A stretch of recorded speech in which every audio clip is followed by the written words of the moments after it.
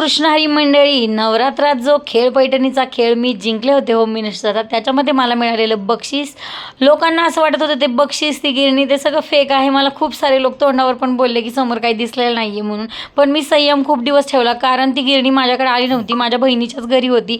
आणि दुसरं म्हणजे रिवॉर्ड ही त्याचा मी उपयोग केला नव्हता, कारण मध्यंतरी आम्ही वृंदावनला गेलो, परत दिवाळी होती, नंतर शिवम आजारी पडला आणि मग मला असं वाटत होतं की दिवाळीच्या गर्दीत कशाला साडी घ्यायची, जरा दिवाळी झाल्यावर निवांत घेऊयात. तर मग आज फायनली जाऊन ती साडी आणलेली आहे. तरी प्युअर पैठणी आहे. जे बक्षीस मिळालेलं होतं ना, त्यातले फक्त 10 रुपये परत आलेले आहेत.